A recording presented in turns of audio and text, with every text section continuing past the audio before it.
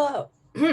Sorry about that. Hello, and welcome to my workshop. My name is Bernadette Stockwell, and I'm going to share with you my Do Your Art workshop. This program is sponsored in part by generous grants from cultural councils throughout Massachusetts. The cultural councils supporting this program are Wilbraham, Holbrook, Pembroke, Westboro, Wrentham, Concord, Norfolk, and Townsend. Thank you so much for valuing creativity and my workshop, Do Your Art. So I wanted to begin today by telling you a little bit about what to expect in this program. I'm using a kind of low-tech slide deck. I feel that it's more engaging if you see a face throughout the program. At one point, I will switch to a share screen. But first of all, I wanted to tell you a little bit about me. Then I'm going to move on to the first step in Do Your Art, which is pondering. And we're going to think about journaling and our emotions. I'll share with you a little trick that I developed called the emotion diary. Then we're going to talk about art day. Wouldn't everybody love to have art day once a week? I know I would, and I do. And an activity. Then I'm going to move on to another phase of Do Your Art called present. At that point, I'm going to ask you to try to focus on one product that you would like to sort of focus all of your goals for the present on. And then we're going to talk about choosing a trusted audience to share that product with. We'll look at the value of a calendar, and my approach to calendars is a little bit different than others that you have probably seen. We have another activity called writing an artist statement. And then finally, the last activity in the workshop is the folded paper technique. I want to start with a little story. And the story is about an experience that I had, I'm going to say like 20 years ago now. I was a frustrated artist. I was doing a lot of artistic and creative endeavors, but I longed to do something else. A little bit of background about me. My undergraduate degree is in English and journalism, which was not my first choice when I applied to college. My first choice was to be an art major. Unfortunately, because of how things are, I was probably a little ADD back then, still am, and I didn't submit my portfolio in time. And the school refused to look at it at any other point. So I decided, well, I'm going to switch majors. I always had quite a bit of success in writing, and I thought maybe I'll be an English major, although I hated to read then and now. But that's a different story. So I put in 4 years as an undergraduate in a major of English and journalism. And the reason I added journalism as like a double major was because I wanted to learn a different way to write. And I thought reporters have a different technique of writing. I never wanted to be a reporter. I was kind of introverted at the time, and the thought of talking to strangers constantly filled me with great anxiety. But I learned how to compose at a typewriter. Think of the old time newsrooms that were filled with a cacophony of typing. And I learned how to compose on a keyboard, which is something that I value to this day. After I graduated, I fell into a job working in a real retail store selling fabric. That was not my intention, but I was newly married, having gotten married 2 weeks after we graduated together. Neither of us had a job, and it seemed like number one priority was to earn a little bit of money. So I took a job working at a retail fabric store, and I loved it. But from that experience, what I eventually learned how to do was to alter draperies. And from that, I learned how to make draperies. The store where I worked had a small interior design department. They asked me one time if I would fix a hem on a drape, either too long or too short. And I said, sure, a little bit of extra money wouldn't hurt. Eventually, they also asked me if I'd be interested in making some things, pillows, Roman shades. From there, I taught myself the sewing business. When my son was born 6 years later, I decided I wasn't going to go back to work in the store, but rather to start my own sewing business. 2 years after that, when our daughter was born, my husband joined the business. He installed the window treatments that I made. And eventually, at one point, I had 12 employees that were working for me. But all the while, I had this dream of being a novelist. Eventually, I would grow to say, I sew so that I can write, and I write so I can sew. I needed to fill both wells. I met a woman who wanted to learn the coaching business. At the time, life coaches, business coaching was an emerging field, and she wanted to test out the waters.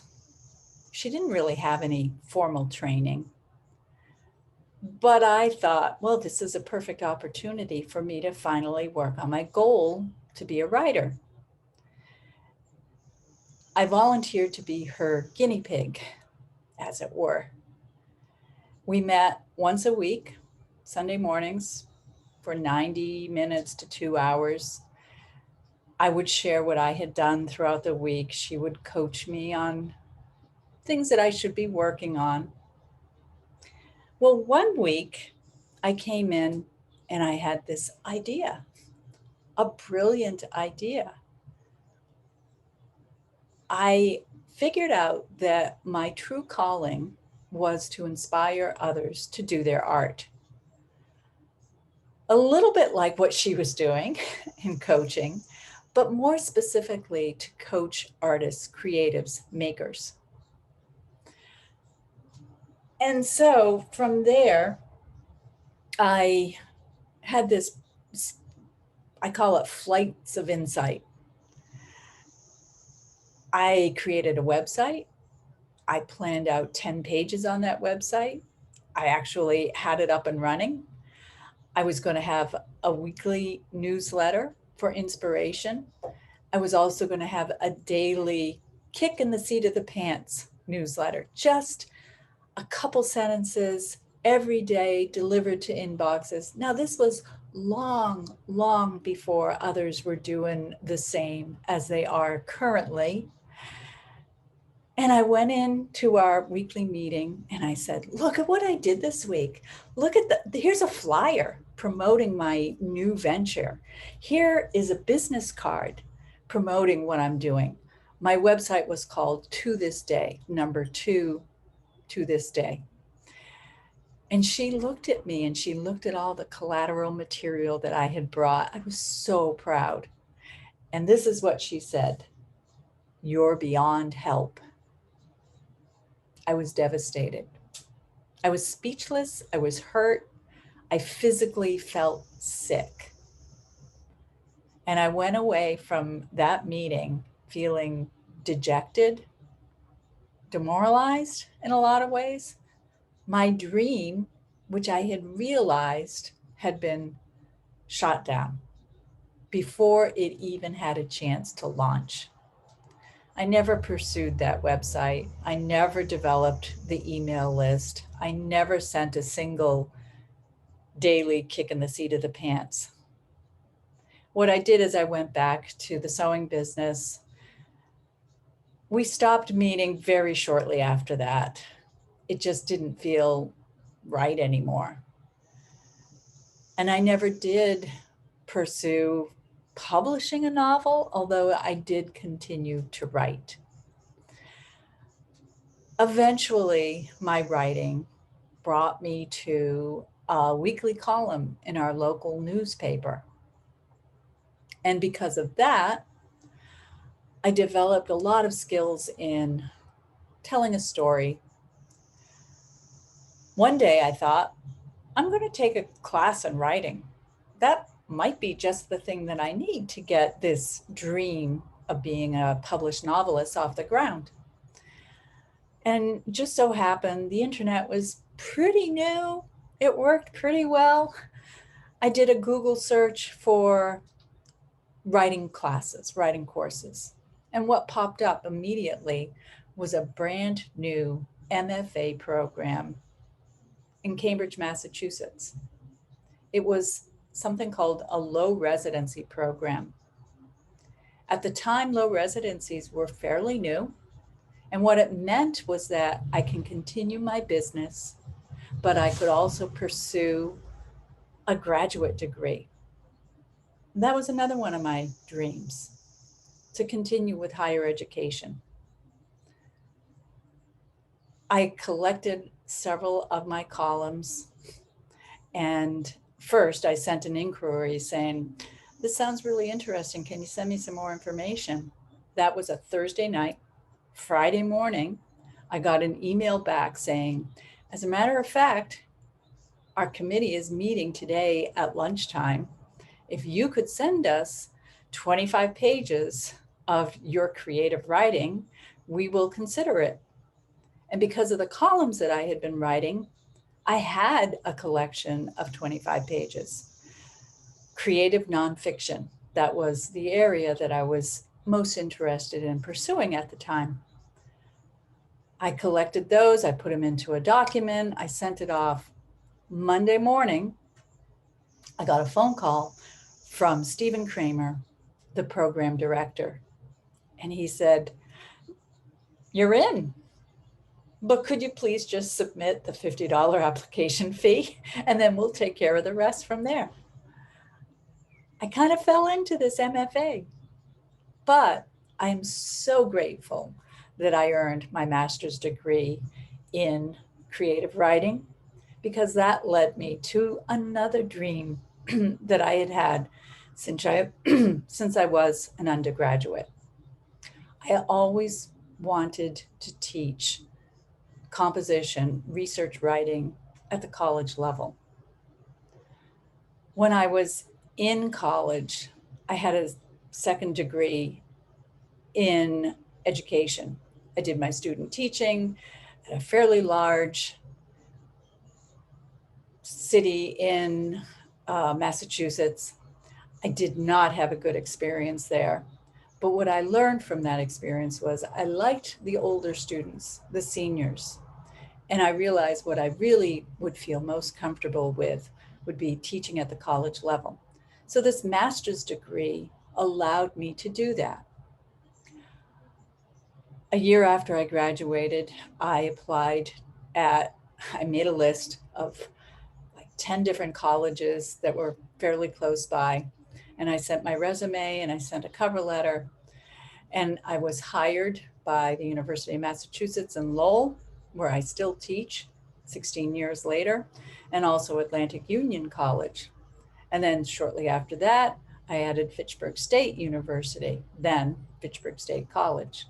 And I have been teaching at the two universities ever since. And so even though I didn't fulfill this dream of being a published novelist, I did fulfill the dream of teaching at the college level. And from there, I was able to pursue another dream, which was to earn a PhD. that was, I remember, a goal that I wanted since I first found out what a PhD or a doctorate was, although I had no clue of how to get there. And so I shared all of this information with you to talk about why we have dreams and goals and what gets in our way of those dreams and goals.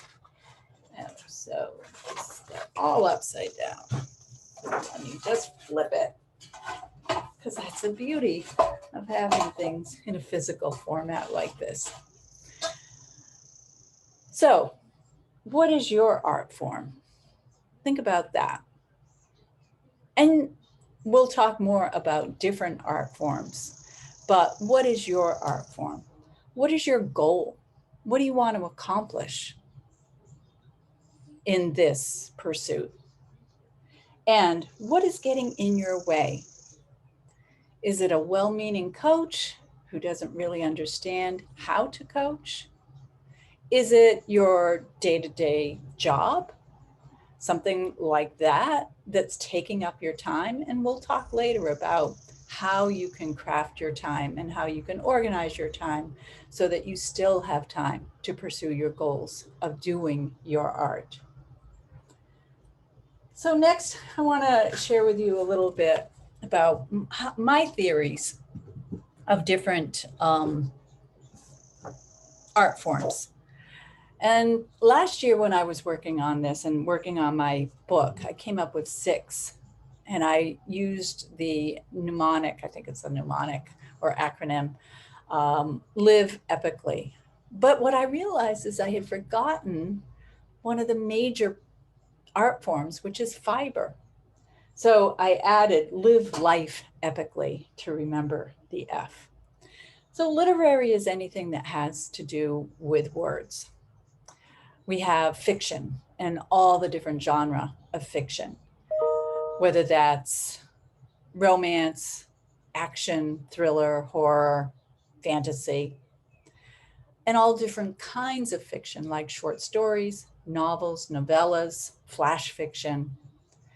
We also have creative nonfiction, which is like novel length creative works, essays, articles, and then there's poetry and all the different kinds of poetry, free form, free verse, haiku, all the different shades.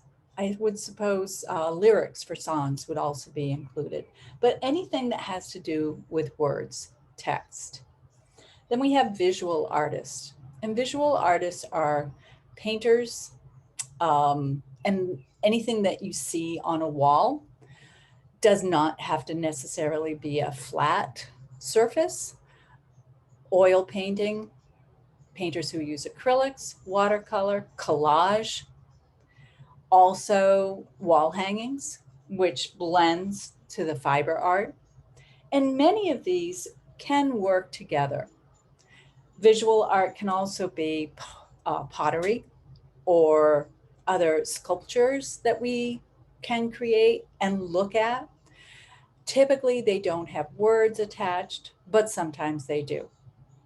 And just like literary art, mostly it's text, but sometimes it's supported by visuals. Graphic arts is also a different kind of visual art. Then we have fiber art, which is one of my favorites. And I neglected to share this in the beginning, but this is an example of some of the window treatments that I did when I was working full-time as the manager of a drapery workroom, manager owner. And some of my work even ended up on the cover of magazines and books. So fiber art can take many different forms. Sometimes those forms would be clothing. Today I'm not wearing anything that I made, but very often I do. Wearable art, I think, is a wonderful medium. Also, knitting, crocheting, quilting, patchwork, collage that uses fiber, weaving, anything that uses that kind of textual. Also, we have, what's it called? Felting. So that kind of thing. Environmental art is what I consider what is our surroundings.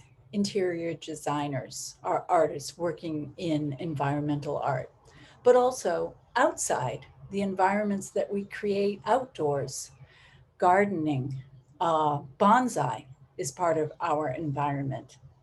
When I was sewing for interior designers, they often would say that their job was to create an environment that was soothing for the homeowner or the business, that was something stimulating, but it depended on the room. Creating a beautiful environment, I think, is one of the most amazing things that an artist can do. Then we have performing art. Performing art is typically when the artist is on stage. Very often, performing art is a fleeting art form. It is not preserved in any way. If you think of plays that you have been to, live in-person plays, they exist only for the audience that is in the room, which is an amazing, beautiful thing. Concerts are also performing arts. A musician, a group of musicians, an entire orchestra on stage, and the audience that they're performing for. Also, street performers, not necessarily a staged or planned event, although sometimes they are. We see some street performers always in the same venue, and that's very cool. But performing art can also be recorded. People in television, movies, film, short film, anything that is done and created for an audience. Also, if you think of literary art, much of that has a connection to performing art. Slam poetry is a good example. Scripts are prepared so that an audience can enjoy them. Then we have industrial art. And the way I identify industrial art is something working with a hard craft.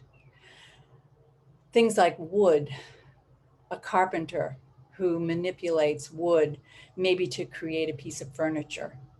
The work that they put into that, taking something that is solid and remaking it into something beautiful. A table, an end table, a chair. But also, it can connect back to environmental art, working to create a building or a wall. Industrial art also can be metalwork, manipulating and shaping metal, or glass blowing, which is an art form that I'm fascinated with because it seems like it takes a lot of effort and muscle, and it's also so delicate. But the things that are created are so beautiful. So many different art forms will fall under industrial art. And I'm trying to think if there's anything I've skipped. If I do, I'll mention it later. And culinary art is, I believe, one of the toughest art forms to work in. And the reason is because culinary art, cooking, baking, being a chef, is one of those art forms that often does connect with an audience. And the audience can be critical. I love the idea of culinary artists working with chemistry, but also visual impact. The plating is important. And yet there's that element of taste and smell and mouthfeel and how something in that a chef has created and how we experience that. There's a wonderful program on the Magnolia Network called The Lost Kitchen, and it features the self-taught chef Erin French and how she created this amazing little restaurant in Freedom, Maine, of all places. And it's so popular that the only way that you can get in there is by mailing a postcard once a year in April and May, I think. They accept postcards. And then by lottery, they randomly pull a postcard. And if your name happens to get picked, then you are in for a once in a lifetime experience. All of these share connections, but all of them are valued in terms of an art form. And my method is something that will support any of these art forms. Doesn't matter if you're a chef or if you're a gardener or a violinist, every single one will benefit from the steps that I have outlined. I'm working on the final draft of my book, Do Your Art, that will be out in the beginning of September. And in that, I have outlined 10 steps that creatives, makers, and artists can use in order to fulfill their dreams and to work toward their goals. And that's today, I'm basically going through several of those steps. All right, so another one is turned upside down, but that's okay. Because that's life. Things are sometimes upside down. I'm thinking of Bob Ross and his happy little accidents. The way that I organize Do Your Art is like this pyramid. So we begin with the bottom foundational level of motivation. And without motivation, we do not continue. We do not keep going. Much like me when I was first meeting with that coach and I had this dream of writing a novel, I didn't have enough, well, I had motivation, but I didn't understand the steps involved to keep that motivation going. And that's what Do Your Art is all about, maintaining that motivation. And at the end of today's session, I have a really powerful exercise that many people have said, you know, it lingers with them for days, months, until you actually fulfill the dream. And if you do stay until the end, I have this little reward. I'm going to randomly choose one person who is here with us today to win this Do Your Art mug. And on this side, which I'm right-handed, and this is the side that I always see when I'm drinking, I am doing my art. So, you know, a little daily affirmation to keep you going. So we begin with pondering. Pondering is like reflecting. I think it's very valuable to think about pondering and reflecting on what you're doing. Sometimes we start something and we don't really have a clear picture of what it is that we are doing or where we do want to go. Excuse me, just a sec.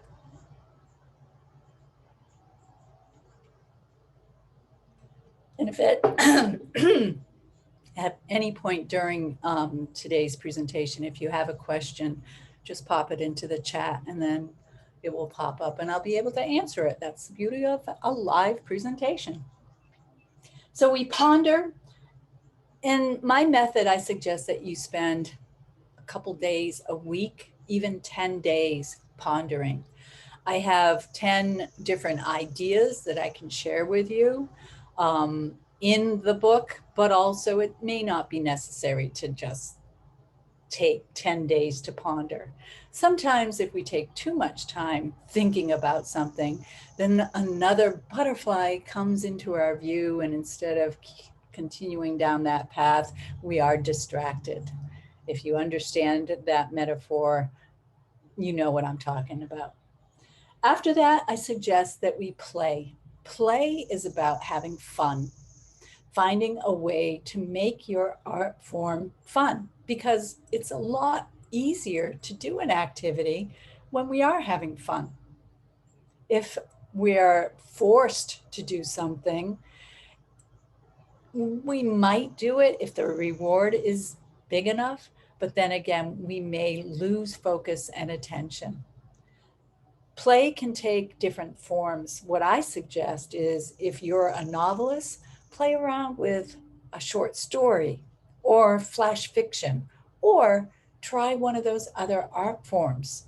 Maybe take up watercolor painting as a diversion, not to take you off your focus, but to go back and make your art form more valuable to you.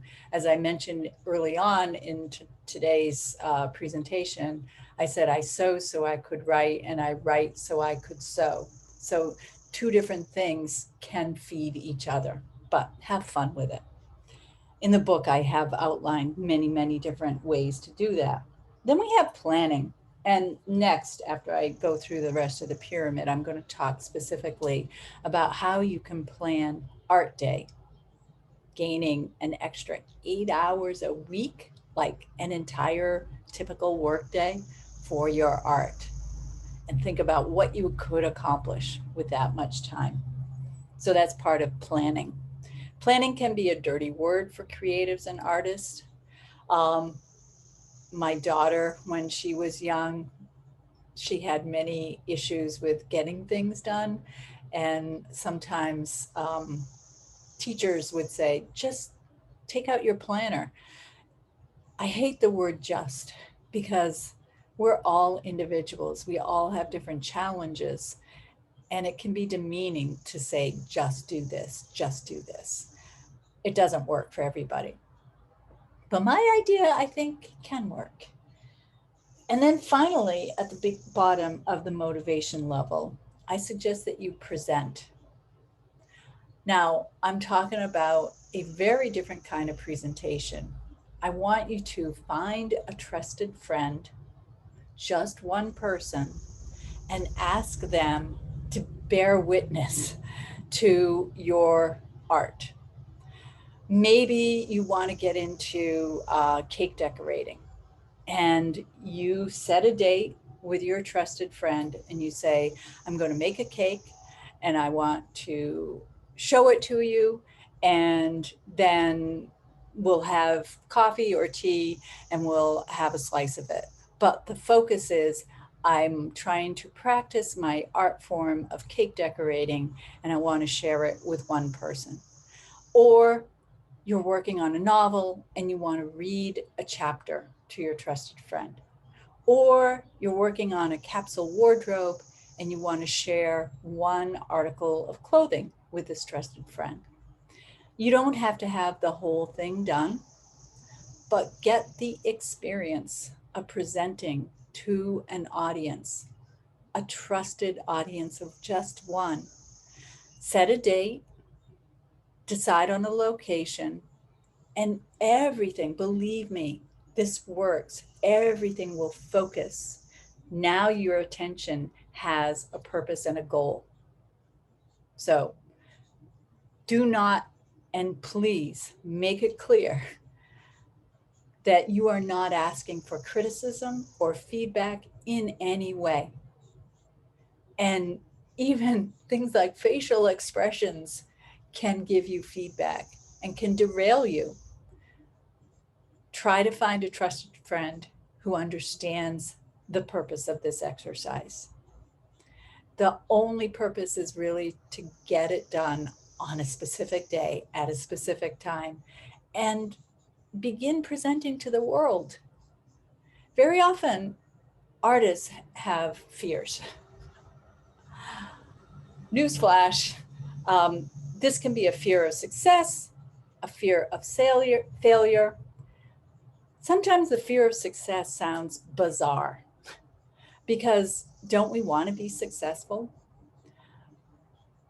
But often, when we think about the most successful people in certain areas or fields, and I'm thinking of actors, musicians, people who perform for sold out shows of an entire arena, that kind of thing, or they're an actor sought off, highly sought after in movies, TV shows. And what happens? They have to move to LA. And so it takes them away from their tribe.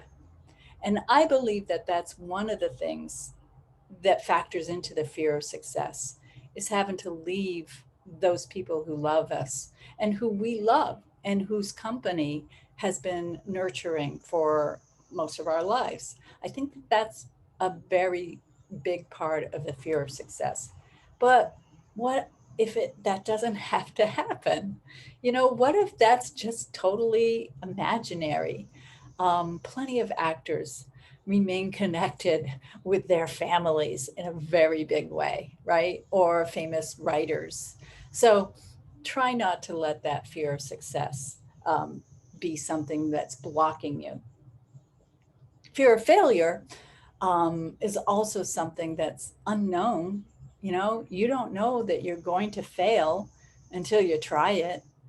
And if you look at all the people who are successful, who experienced failures at some point in their lives, Walt Disney, Steve Jobs, Abraham Lincoln, Thomas Edison is probably one of the most famous because he is well known for having said that he tried 1,000 different ways to perfect the light bulb. And every time that it didn't work, he would just say, well, I've learned another way, it doesn't work. So fear of failure, try to use that as motivation. Everything is a step forward. So after you've presented, I want you to think about pausing. Okay, so we go back to the first three: ponder, play, and plan again. But don't take so much time. Now you have practiced in these areas. So maybe take, I don't know, an hour reflecting about the experience of presenting, maybe a day. And then have fun, do something where you're playing and having fun again. And then think about planning. And the planning here is working toward the top of the pyramid, which is to perform. I know what you're thinking. How can I perform a bonsai, right? How can I perform an end table? Well, I have ideas, and I'll talk about that. Then we have partnering. And unlike where you're presenting to a trusted friend who may not know anything about your art form, partnering, I think, is valuable if you do find somebody who is working in your art form and meet with them and share some of your tips, some of your techniques, ask them for feedback, help each other. I have a partner, a writing partner, and every night we text each other our daily word count. Last night, I think he said it was 1,409. Maybe it was 1904. Anyway, I was impressed. And, I'll just text back and say, yeah, that was great. What are you working on? And, it's a little check in. So a partner is very valuable in maintaining motivation. And I call this level mobilization because we are working, churning, putting all the things together so that we can perform. And without these steps, I think your dreams are elusive. But when you can crystallize some very tangible steps, that's when you can move forward. Okay, so find a partner and then prepare. Prepare for this performance. How do you perform a garden? Well, have some friends over. Say, I'm going to have a little garden party on August 10th, and I would love to have you join me. Um, and then, because you have a date, you're going to work every moment that you can from now until the performance date to make sure that that part of your garden is beautiful. My brother-in-law is an avid gardener, and I remember him telling me a couple years ago, his lawn is beautiful and it has different areas and plants that he has nurtured and cultivated over the years.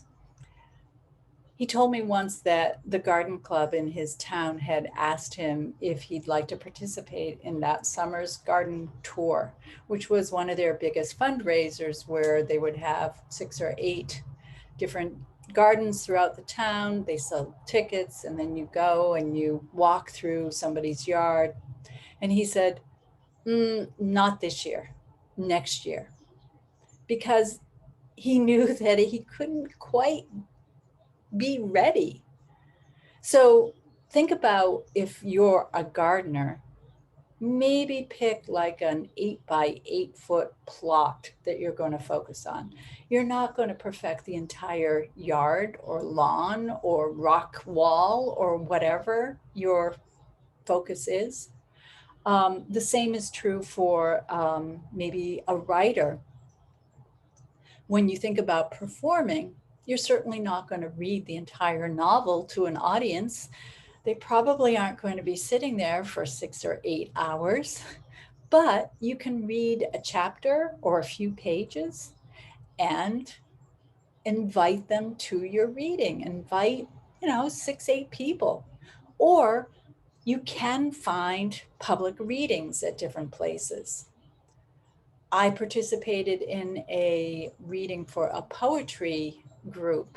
I don't write poetry, but the person who heads up this group, Douglas Bishop, asked me if I'd be willing to share some of my fiction. And because I had a date, I focused all my attention on sharing something that I'd be proud of. So the same goes for any art form, like a chef, culinary. The Lost Kitchen, when she was perfecting her cooking, she would do pop-up dinners, maybe at a friend's house, and the friend would invite 3 couples, and Erin would cook for those 6 people.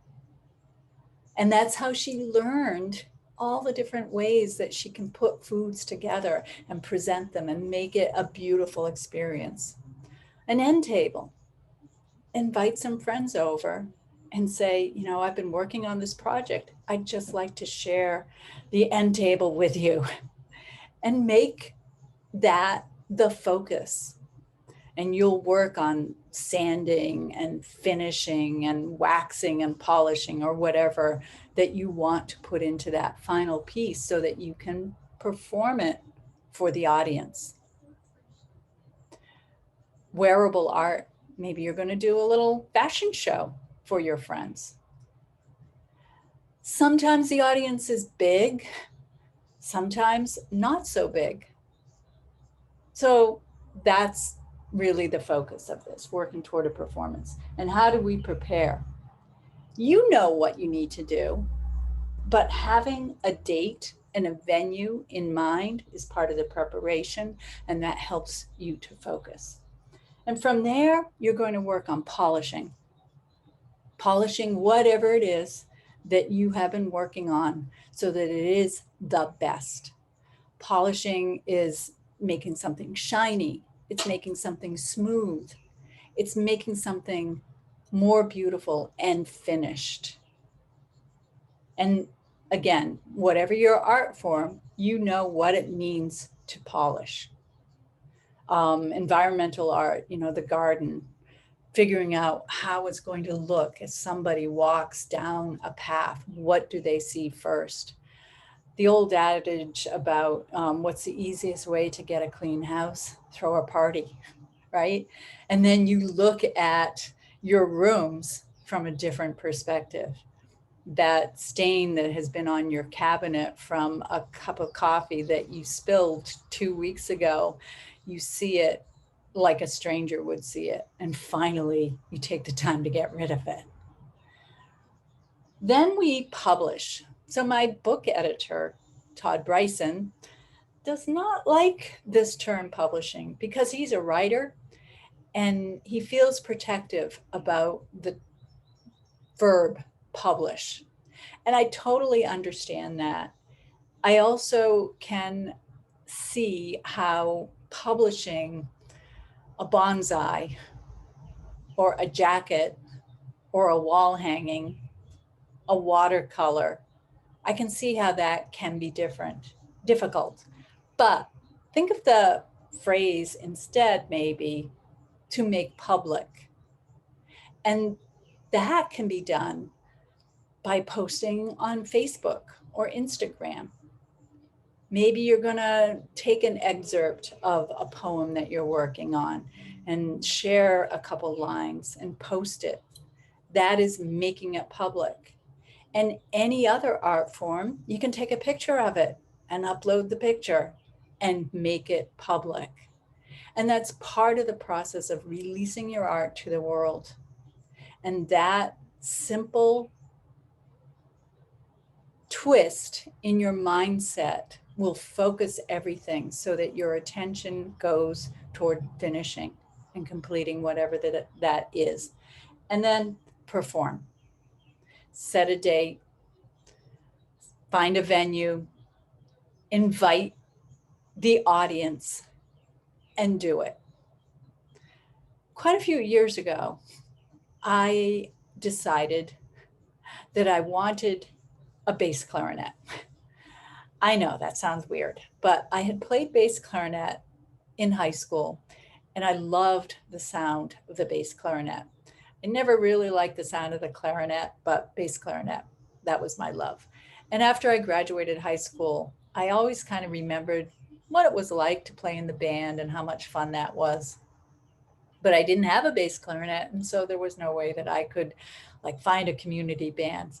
So I saved my money, and one year my husband went in with me on it and purchased this instrument. And there it sat. Because having is one thing, doing is another thing. Just like buying all the supplies for your art form, having them, that new set of oil paints and those new brushes and that new empty blank canvas is one thing, but doing it is another thing.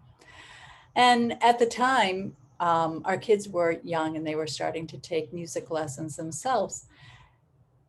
And I thought, well, maybe I should take music lessons. So I signed up for music lessons at a local music school with Paul Sherpa, who teaches clarinet, masterful clarinet teacher, who has since founded and runs a symphony orchestra in Milford, Massachusetts.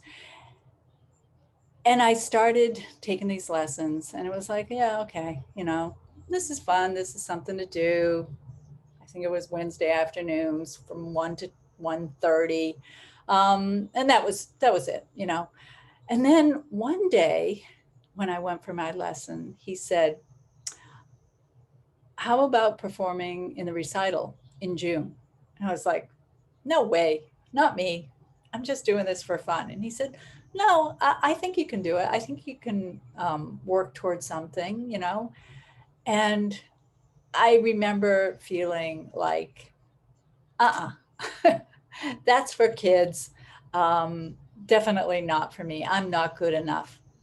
But I don't know, over a couple of weeks, and this in the back of my mind, thinking about a solo recital for the first time in my life, little things started working together. When I would practice at home, which before that was never, probably, I thought, well, if I really did practice for like 30 minutes a day, maybe I would be able to do that run in that piece. And when I finally decided to commit, that's when everything came into focus for me. I had a goal, I had a purpose, and I had a reason to practice. So every day I would practice and I would try to get better. And every week at my lesson, Paul would help me understand what I should work on. He'd point out little things, So I did it. I performed. And it was the first time in my life that I was on stage doing something, an art form, that I never thought before that I would ever do. So my contention is you can perform any art form.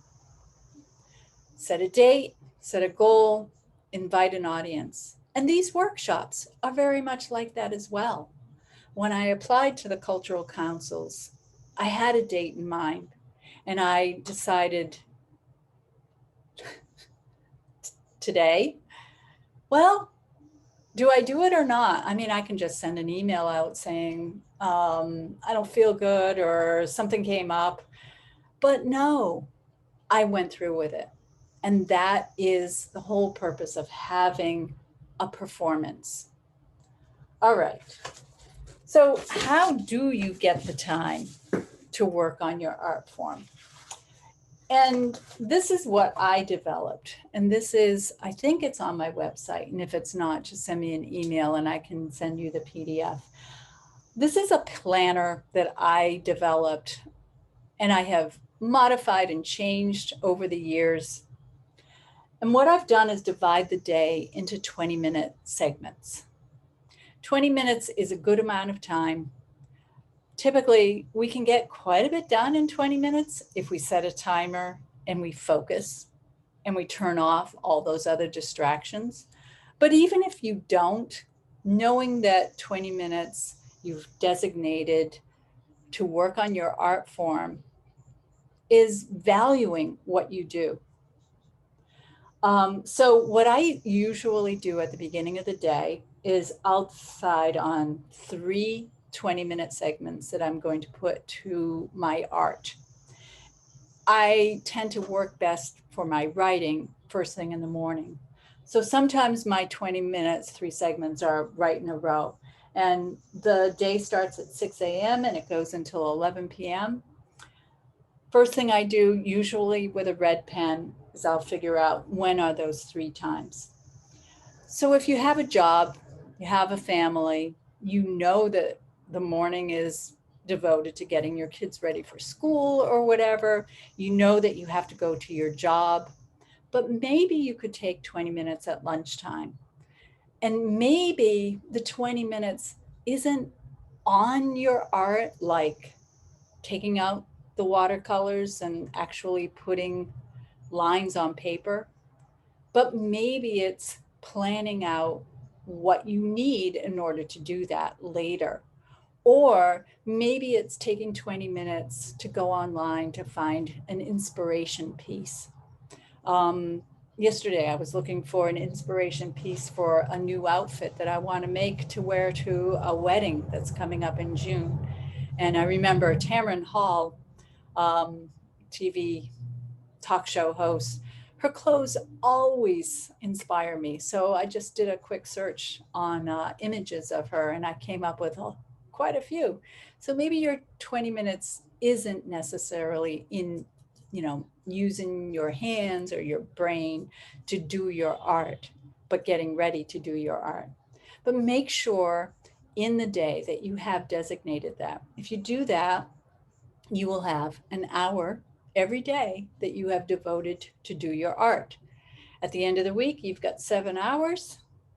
And then if you can add one more hour, maybe on Saturday, maybe on Sunday, maybe you're going to get up earlier one day a week, maybe you're going to stay up later, maybe you're going to ask somebody to help you with some tasks at home so that you can devote an extra hour.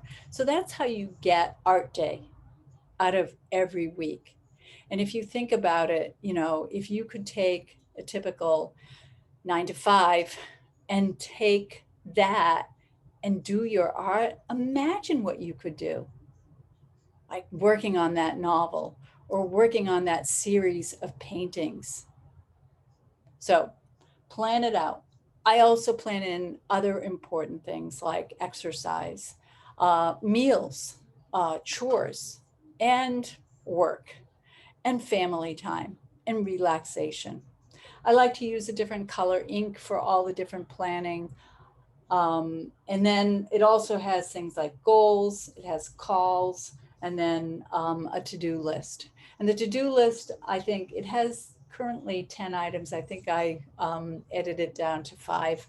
I think having more than that on a to-do list can be disheartening. So give that a try.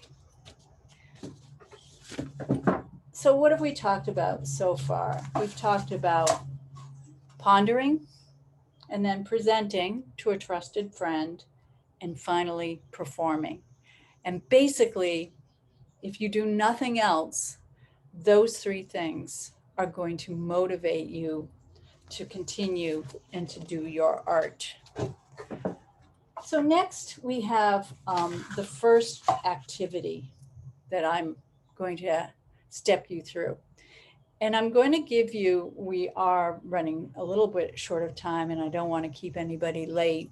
But I'm going to give you 3 minutes for this activity, and I'm going to shut off the camera after I share these prompts.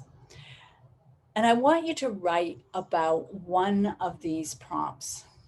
Okay, so just think about one of them that sparks your interest the most. What is your ideal day? What would that be like? What is your dream house? What would that look like? Where would it be? How many rooms? What style? Describe the best hour. Maybe it's an hour that you have lived. Maybe it's a fantasy that you hope to live. What is the best minute? There's a technique in writing called exploding the moment. And if you think about an explosion that happens in a microsecond, you could spend 10 pages describing that. So, what is the best minute? Describe your favorite scent.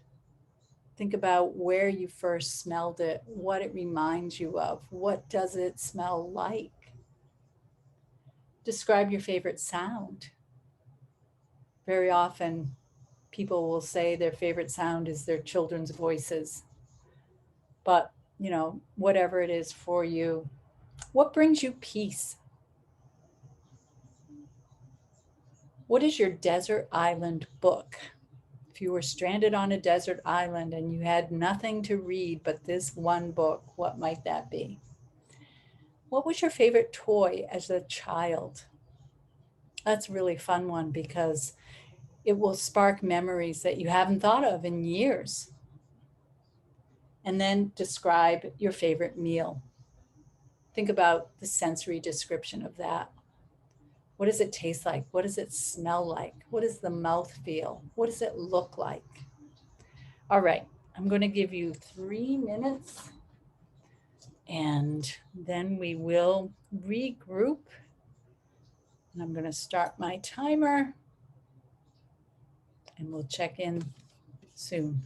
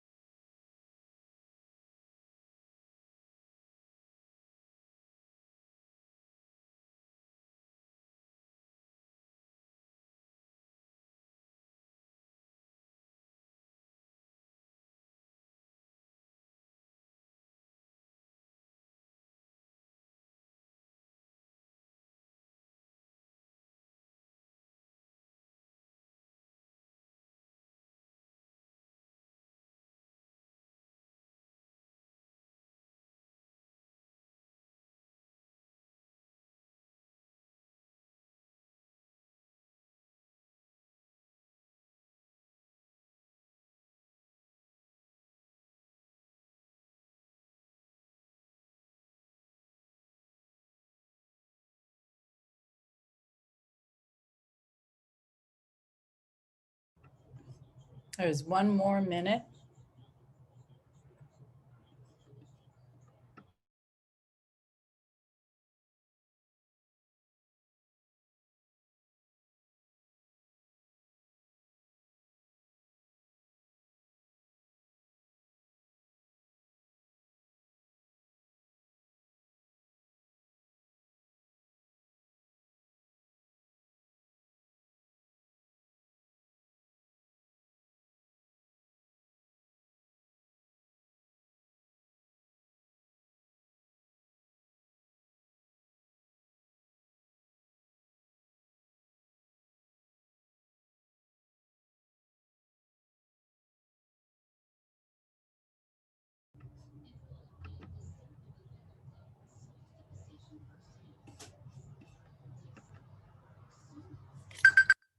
All right.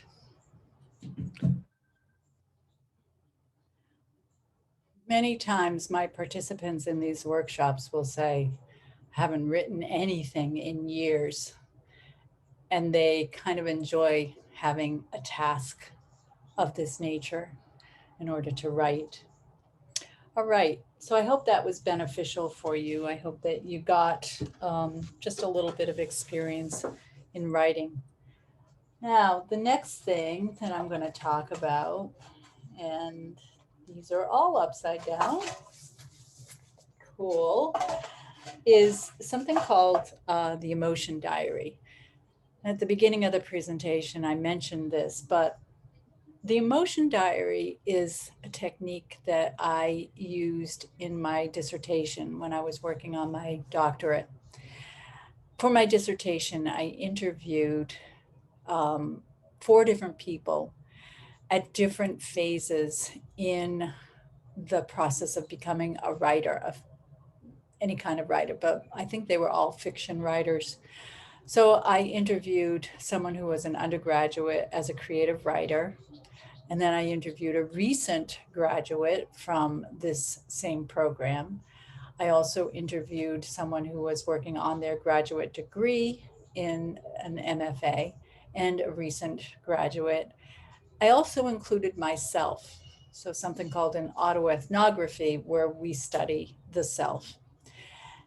And one of the things that I had discovered in my research was a way that we can sort of quantify our emotions.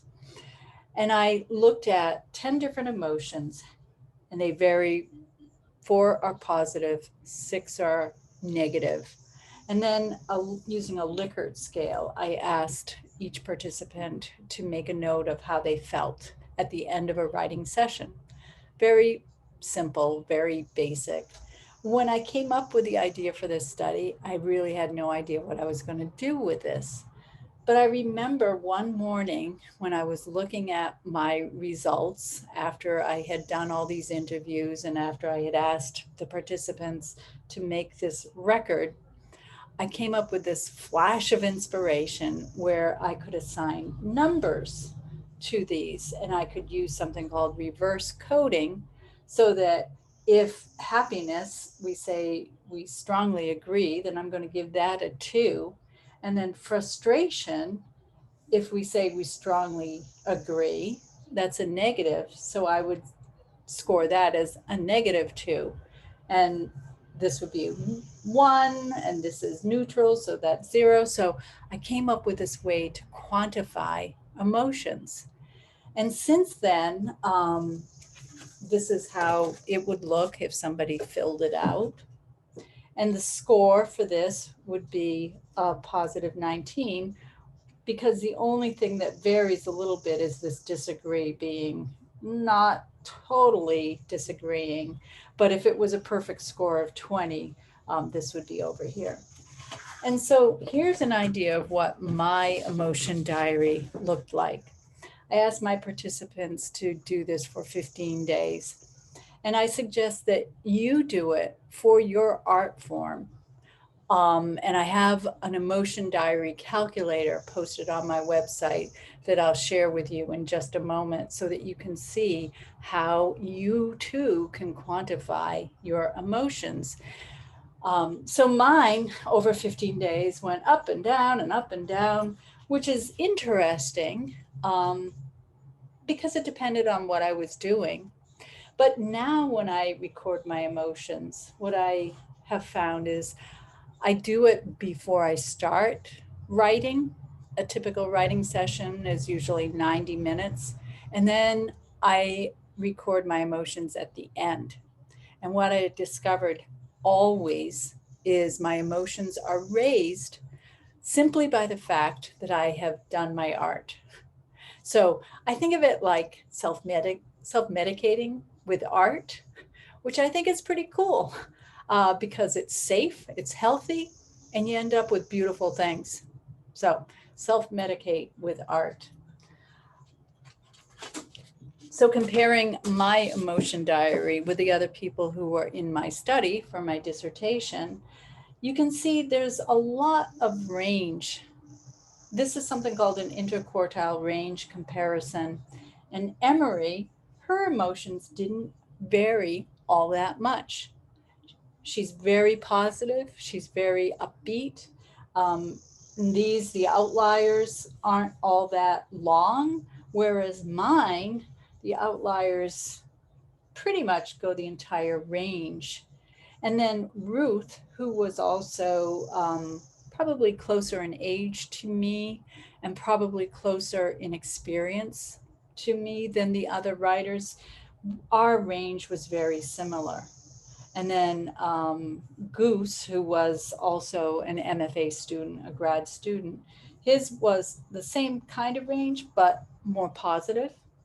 And the captain was a little bit less than Emery, but a smaller range. So that's just to give you an idea of how this can be used.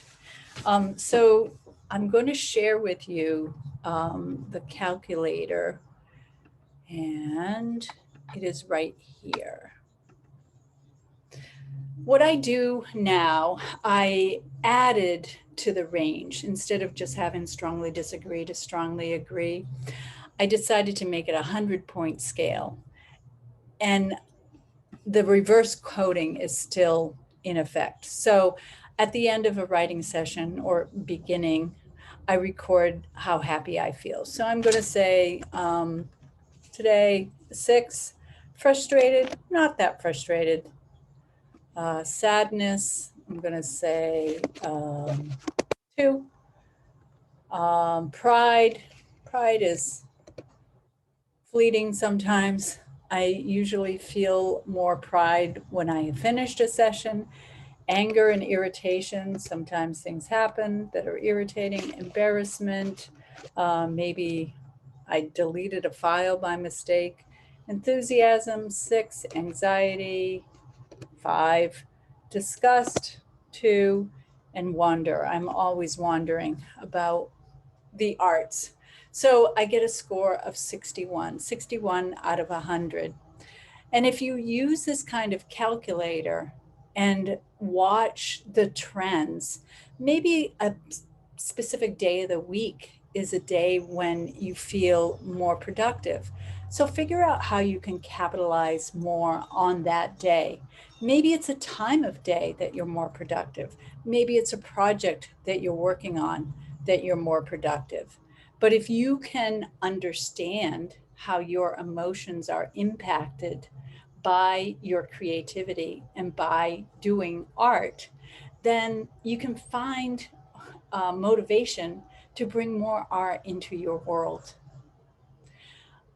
All right, the next thing that we're going to do, it's another little activity. And again, I'll give you about 3 minutes to finish this, is to write an artist statement. When I did this a couple of weeks ago, one of my participants said that it was the first time that she had ever finished an artist statement because she wasn't sure what it was, but she knew that she needed it. And another fellow who was putting together a show to share at his local library, they asked for an artist statement. And using some of the methods in this workshop, he expanded on his artist statement to come up with something that was pretty comprehensive. Think of the artist statement as the stand-in for you. So this is the description of it, and this comes from a website called thecreativeindependent.com. And it says, an artist statement is a not too long series of sentences that describe what you make and why you make it. It's a stand in for you, the artist, talking to someone about your work in a way that adds to their experience of viewing that work. So think of it as a little placard on the wall next to your painting in a gallery or in a museum, or next to your bowl, a pottery bowl that you have made, or in a menu, about the chef. This is the artist statement. This is why they created this particular dish or this particular technique. It could be in a garden. You're going to have this little stand-up plaque next to a display that you have arranged. It could be in a program. If you're in a fashion show with many other fashion artists, designers, this will be next to your description of your particular piece. It could be in a show for glass blowing or furniture making next to your piece. So this is what I want you to do right now. And it's very simple, and I'll give you 3 minutes. It might take more than 3 minutes, but I think 3 minutes is a good amount of time just to say, yeah, this is the idea, this is the essence. I understand what to do. Now I can go back and refine it. So answer the following. And these are basic journalism questions. What, why, and how? What is it that you have made? Why? Why did you make it? And how did you make it? Okay. So very simple. And I'm going to put those questions into chat just so that you have them.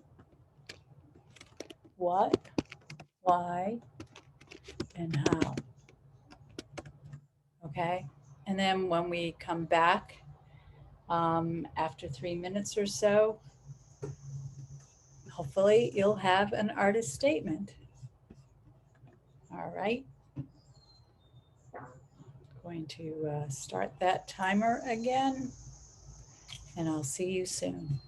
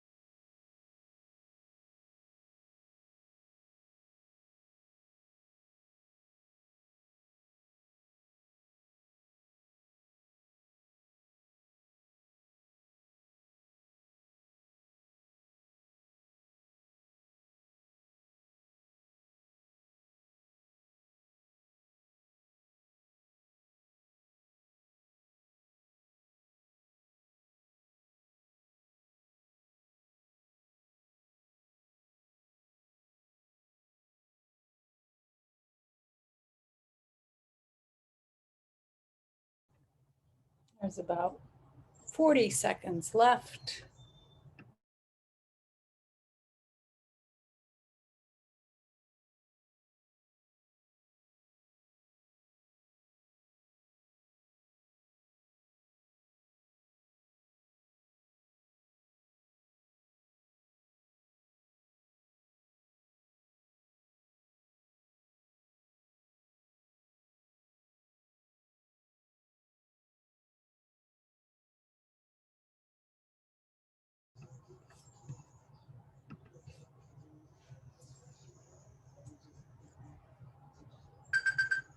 All righty. Oops, stop. Okay. So I hope you found that valuable.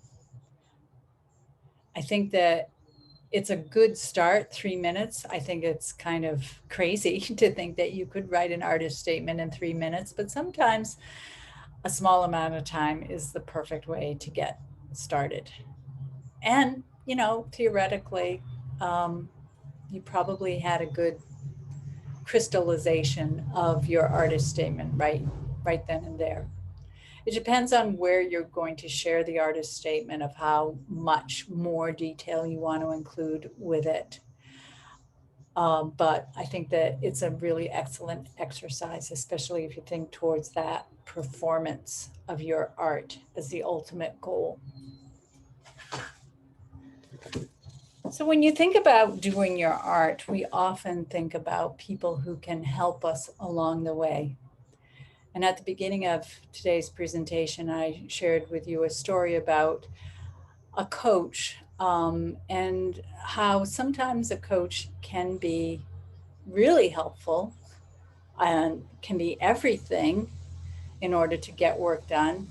But we need to make sure that we choose people who are going to work for us. And I almost want to say literally, right? Um, there are many different kinds of people who are leaders. These three classifications, I think, are a good way for you to think about people who are in the coaching or leadership position. We have sages, and a sage is somebody who is like the expert. They have the training, they have the personality, they have the experience, they are at the top of the mountain. And as a sage, they have the wisdom to share with you.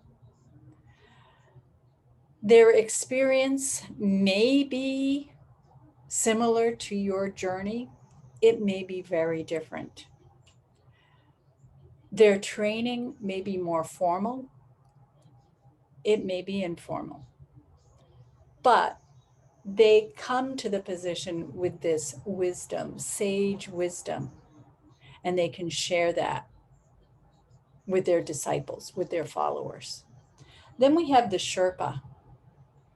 And the Sherpa is somebody who may not have the degrees, the certification, the credentials that the sage has, but they know the shortcuts. If you think about the Sherpas that help people climb Mount Everest, they are citizens of the area. Their bodies are more acclimated to do this job. They have the experience, they have the strength, they have the muscle, they have the knowledge. And then we have the struggler. And the struggler is somebody who is a peer, who is making the journey, who shares their struggles in doing art, just like you are. They too are a valuable coach because you can empathize and sympathize. They will sympathize with you. They know your struggles. They know what you've been through. They are you. You are them. When I first learned about these three terms, I thought of myself as a struggler in terms of somebody who is coaching. I too struggle. But today I prefer to use the term a striver instead of a struggler. Struggling is a negative. I don't want to struggle for the rest of my life. I do want to strive to be better, to do more, to inspire more people. That is my goal. That is my hope. That is my dream. So I strive to do that. I'm not going to say that I'm the sage, although I do have a lot of experience and a lot of wisdom, and I'll share a little bit of that at the end. And I'm not going to say I'm the Sherpa, but I strive to guide other artists in order to fulfill their dreams to do art. So, why do we do art? We do art because it makes us happy. And if you remember the emotion diary, try it out. I would love to find somebody who could create an app so that we could, quickly key in our emotions and get a score at the beginning of a session and at the end and track how that changes and elevates. I think that it would be very inspiring to know that. So today we talked about pondering, and we talked about finding a group. Well, we didn't talk about that, but I think that that is an excellent way for you to stay motivated. In a perfect world, and this is another one of my dreams and my goals, is to have creativity groups around the country and around the world where people would meet, like, I don't know, sort of Tupperware parties, have regular creativity performances. And every month, maybe do a round robin and meet at different people's homes. And we could have a potter talking about their vase or their pot or their dish. And we could have a culinary artist bring a new appetizer to share. And we could have a fiber artist wearing their newest make. And an industrial artist sharing a table that they made. We could have visual artists share their most recent, maybe a graphic design, maybe something for a magazine spread. We could have a literary artist read to us. And we could have an environmental artist maybe sharing a couple slides or, presentation of a garden that they're working on. And having that kind of regular do your art focus is going to keep us all going and keep us all in a better frame of mind. I think that's a really cool goal. So find your group, find the people who work in the same media that you might, the same art form. Find a coach who can help you to realize your goals, and stay in touch. So this is my website, doyourart.org. I have quite a few of these tools posted there. I know that the emotion diary is there. You can download that Excel spreadsheet that I showed you just a couple minutes ago. And send me an email, bstockwell@doyourart.org. Okay, so we are not quite finished. I have one more little exercise that I think is the most powerful exercise that that I do in these workshops. So you need a blank sheet of paper. And if you don't have a piece of paper, you can visualize this, but it is a lot more powerful if you do have a piece of paper. So fold that piece of paper in half. Get a nice crease in it. And fold it in half again. All right. And the whole reason is going to be revealed later. We have a piece of paper that's divided into 4 quadrants. Next, I'd like you to think about 4 things that you'd like to accomplish this summer. It's May, it's the beginning of summer, it's definitely warm here, but you think about what you want to accomplish over the summer. And I want you to write 1 thing in each one of those quadrants. So I'm going to do this with you. I'm going to say, make a garden.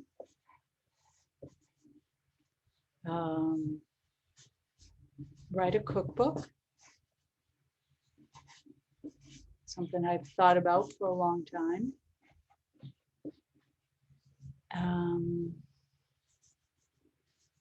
This is a new one, make a capsule wardrobe.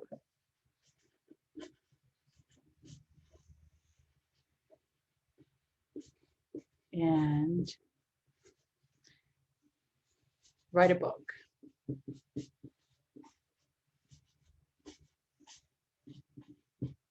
And the more specific you can be, the better. I'm going to say fiction, novel. Okay. So now we've got 4 goals in no particular order.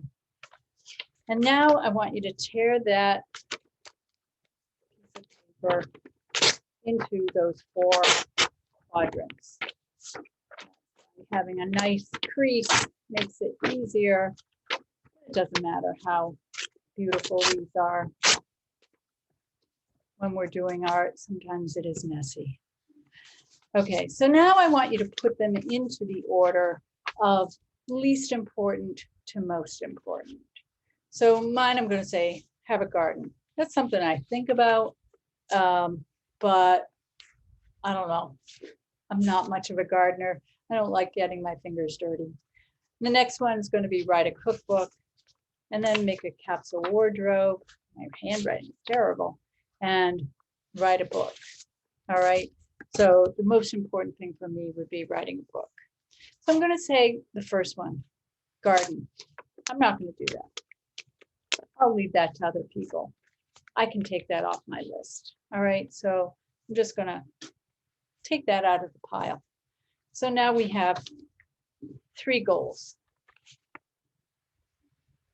3 activities, much easier to do than 1, right? Okay, so now our focus is much more clear and intentional. So then I'm going to say, take the next one and get that out of your plate. So now you have just 2 things that you need to do. All right, make a capsule wardrobe and write a book. Well, making a capsule wardrobe is something, it'll be fun, but I don't need to do it. I don't have any reason to do it. So I'm going to say, no, I'm not going to do that. I really, really, really want to write a new book because I know it'll make me feel better. All right. I know it's going to make me feel better every single day. So that's my number 1 goal. And now you are left with 1 goal. All right. 1 goal to focus on.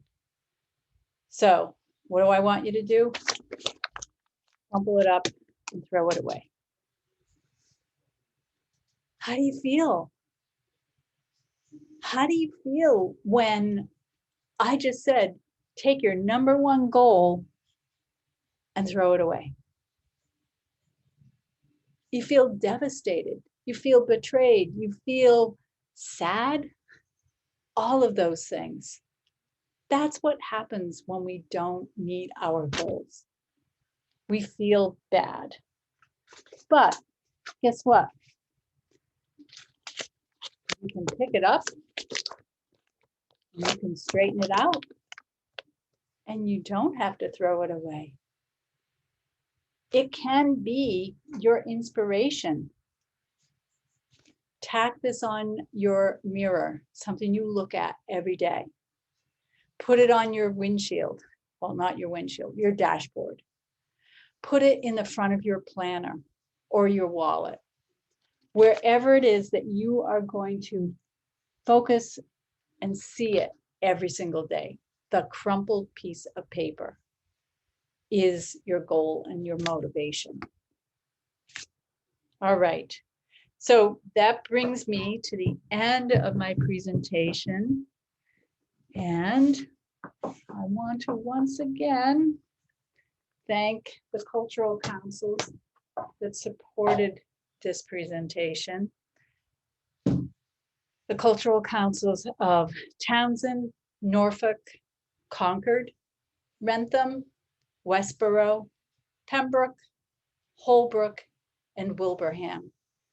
These are all local agencies that are supported by the Massachusetts Cultural Council, a state agency. Thank you so much for valuing this workshop. And artists throughout the Commonwealth, thank you so much for being here with me today. Stay in touch. I'll see you soon.